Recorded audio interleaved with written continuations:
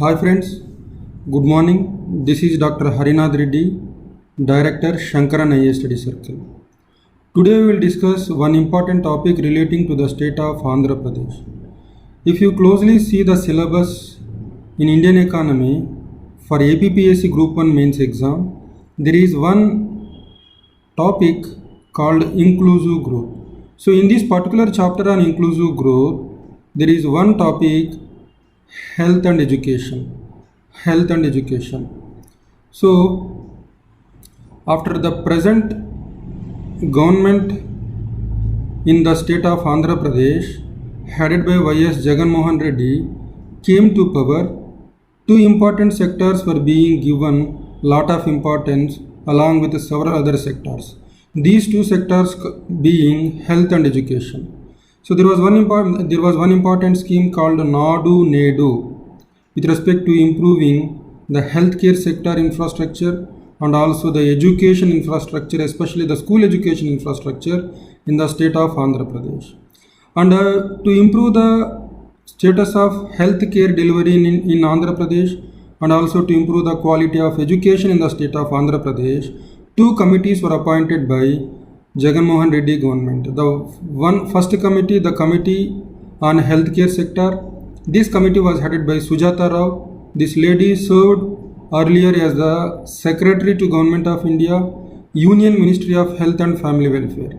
On the recommendations of Sujata Rao Committee, several initiatives were being taken up by the Government of Andhra Pradesh for strengthening the healthcare sector in the state of Andhra Pradesh. And again, there is one more committee which was appointed by the state government of Andhra Pradesh for improving the quality of education in the state. This committee was a 12-member committee headed by N. Balakrishnan. So N. Balakrishnan committee was a 12-member committee appointed by Andhra Pradesh government, and the purpose of this committee is to bring radical changes in both school and higher education with respect to a number of focus areas. Dear friends, try to remember in the recent past, it is not only the government of Andhra Pradesh, even government of India has appointed two important committees for drafting a new national policy on education. For example, a very recent committee to recommend on how the new national policy on education has to be is headed by Kasturi Rangan committee. So Kasturi Rangan committee was a 11-member committee headed by Kasturi Rangan, ex-chairman of ISRO, and this committee was appointed to give recommendations on finalizing the new national policy on education at the union level. And again, before Kasturi Rangan committee, we had one more committee headed by TSR Subramaniam. So TSR Subramaniam committee again was on giving recommendations for finalizing a new national policy on education. Under these two committees, Subramaniam committee as well as Kasturi Rangan committee, they have made one important recommendation, that is creating an independent regulatory authority for regulating the standards and quality of school education. And in fact, Andhra Pradesh is the first state to implement this recommendation. So in the state of Andhra Pradesh, after the present government came to power, in the legislative assembly, in the state legislature, they have passed an important legislation providing for the establishment of Andhra Pradesh School Education Monitoring and Regulatory Commission. So this was one authority created by the government of Andhra Pradesh for regulating the school education, both public and private, in the state of Andhra Pradesh. And this is nothing but implementing the recommendations of Kasturi Rangan committee as well as TSR Subramaniam committee. In India, if you take the status of education, both at the union level and also at the state level, with respect to school education as well as higher education, we are not doing well. For example, this we can say that in the global ranking reports given with respect to higher education, hardly we find any higher educational institution being ranked in the top 200 best higher educational institutions. Even with respect to school education, there was one study conducted known as OECD PISA study, Organization for Economic Cooperation and Development. It is a grouping of developed countries and they have conducted a study called Program for International Student Assessment. So in this study, around 79 countries were surveyed with respect to the quality of school education. 78 countries were surveyed with respect to quality of school education, out of which India is one of the countries. India is one of the countries which have participated in that survey. And unfortunately, India was ranked number 2 from the bottom out of 78 countries. That is, we ranked 77 out of 78 countries. So this speaks volumes about where India stands with respect to the quality of education, both school education as well as higher education. So we need to make radical attempts in reforming the school education as well as higher education. Remember, education is a powerful tool to transform Indian society within one generation. If India wants to achieve an equal society, that is egalitarian society, if you want to strengthen democracy, education is the way forward. Unfortunately, the governments now have recognized the importance of education, and now they are trying to focus on education. Remember, health and education were two key sectors for achieving inclusive growth, one of the chapters in the Indian economy syllabus for APPSC Group 1 mains exam. Even if you take in the 11th 5-year plan, highest spending is made on education. So the 11th plan is called education plan. But the focus is not being sustained in the subsequent period at the union level. Now let's focus on the recommendations of N. Balakrishnan Committee with respect to education sector in the state of Andhra Pradesh.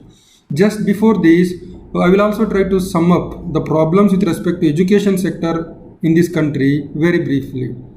One very important reason why India and the state governments are not doing well with respect to education sector is, since independence, health and education were never a priority for the central and the state governments. Historically, since a very long time, health and education were not recognized as very important for achieving inclusive growth, for human resource development, for making the Indian economy more inclusive and egalitarian. And because of the neglect of health and education, India suffered a lot, and then we came up with something called inclusive growth in the last 2.5 decades, which means in India the growth is not sufficiently inclusive. It doesn't benefit the poor, the marginalized, the Dalit, and the scheduled caste people. So keeping this in mind, health and education were a very important priority for the governments at union and the state level. And the second reason, apart from health and education not being a priority for the governments at both levels, the second reason, the money which is spent on education in India, it is roughly around 3% of GDP. Less than 3% of national income is being spent on education. This has been the situation since the first national policy on education in 1968. The first national policy on education in 1968 recommended increasing the public spending on education to 6% of GDP. Despite several decades gone by, we are not able to reach to that level. The ideal requirement to provide quality education at all levels is we need to spend not less than 6 to 8% of national income on education, but we were able to spend only less than 3% of national income on education. Without massively increasing public spending on education, we cannot improve the quality and standards of education in this country. This must be kept in mind before anything is done with respect to education in this country. In addition to this,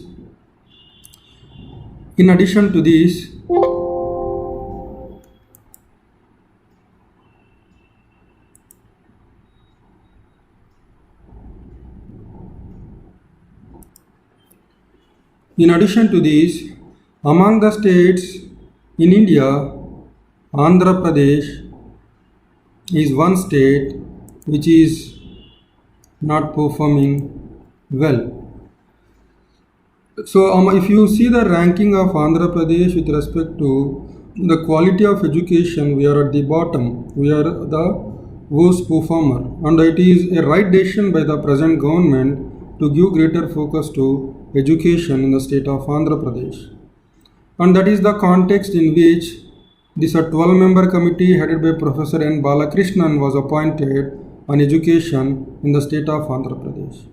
Then the primary object of this committee is to give recommendations for regulating the fee in both public and private educational institutions. As I told you earlier, soon after Jagan Mohan Reddy government came to power in the state of Andhra Pradesh, they enacted a legislation providing for the establishment of two commissions, one for higher education, the other one for school education. The purpose of these two commissions with respect to school education and higher education is to regulate the fee in both public and private educational institutions in the state of Andhra Pradesh, apart from several other functions like welfare of the teachers, welfare of the students, standards of education, transparency in the educational institutions. And though a legislation is already enacted providing for the establishment of two commissions to regulate the fee in both public and private educational institutions, despite this, N. Balakrishnan committee was also asked to look into this issue of regulating fee in public and private educational institutions. In addition to this, the committee is expected to take a view on the current status of education in the state and to give recommendations which are necessary to improve the standards of education in the state of Andhra Pradesh. In fact, there are 15 terms of reference which are referred to the committee by the government of Andhra Pradesh. So out of which some of the important terms of reference of the committee were looking into the welfare of the teachers, making the education system more inclusive and equitable. More inclusive and equitable means taking care of the educational needs of the disabled, the marginalized, the poor, the Dalits and other backward classes. And then in addition to this, it was specifically asked to give a list of quick impact projects which can make visible changes in the quality of education in the academic year of 2019 and 20. And then the committee identified that the infrastructure in the public schools is in a very bad shape and the current teaching practices are also defective. They are not in tune with the global best practices. So the committee says massive spending is required to improve the infrastructure in the public schools, and also there is a need to improve the teaching skills of the government school teachers. And again, if you take the private educational institutions, there is no transparency in the working of private educational institutions, and there is no transparency, and there is a significant need to improve teacher training institutions in the private sector as well. This is one more focus area of the committee. In addition to this, in the event of even COVID, that is the spread of coronavirus, the importance of digital education was recognized by the committee. So because of the need for maintaining social distance and because of the threat of this virus spreading very rapidly, it is thought that digital education can play a very important role in reaching out to the students with respect to education, and as a result we need to train teachers for dealing with the digital education. And the committee also said that every child in the age group of 6 to 16 years should study in the schools, which means we should reduce the dropout rates. And the student learning outcome, that means, for example, in India we had something called an organization called Pradham, non-governmental organization called Pradham, which measures the quality of school education. So here this is done in the form of student learning outcome. It should be increased by 8% every year, followed by simultaneous assessment confirmation by third party. This is one more recommendation made by Balakrishnan committee. In addition to this, especially at the level of senior secondary education and junior secondary education, the dropout rate is very high, especially among the girl students and tribals and the Dalit students. So this has to be reduced. This is one recommendation made by the committee. In addition to this, the rural-urban gaps with respect to several educational indicators must also be reduced. And then to ensure that the dropout rate, which is very high among the tribal communities, that also should be adequately focused upon with an assessment tracking put in place to assess or to track the dropouts among the tribal students. In addition to this, the committee surprisingly made a recommendation on reducing the weight of school bags. Reducing the weight of school bags, in fact, which has become a burden for the kids going to the schools.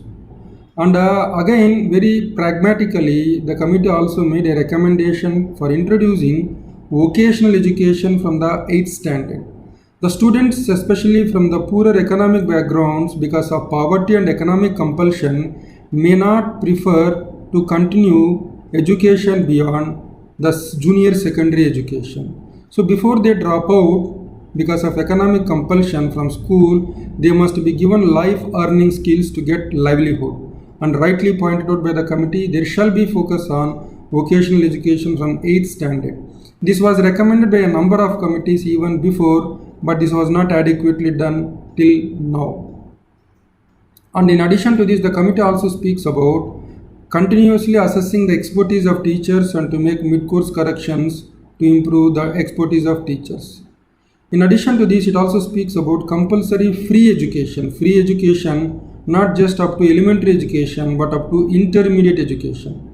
The committee also makes a recommendation that all the existing high schools should be upgraded to intermediate colleges.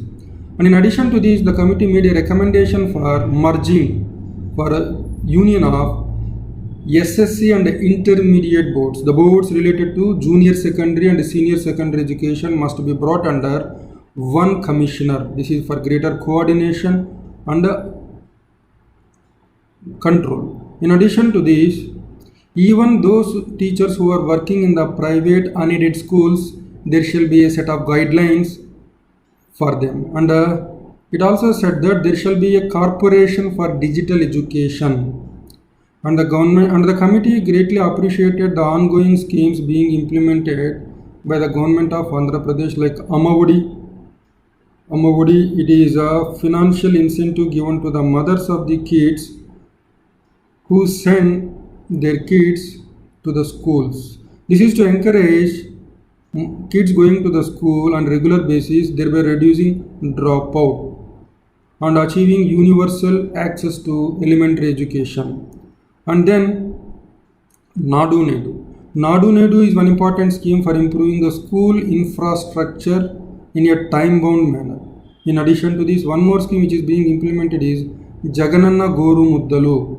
This is a revamped, improved, strengthened midday meal program. And there is one more scheme called Vidya Kanuka. So this scheme speaks about providing student kits at the start of the school year, as it includes books, bags, uniform, etc. And the recent initiative by the government of Andhra Pradesh to improve English medium education in the schools up to 6th standard to begin with, again was greatly appreciated by the committee. So that's it about Balakrishnan Committee on Education in the state of Andhra Pradesh. In the next video, I will discuss the judgment of Andhra Pradesh High Court on compulsory English medium in the schools in the state of Andhra Pradesh. So what is the constitutional validity of this particular initiative taken by the government of Andhra Pradesh? We will discuss this in the next video.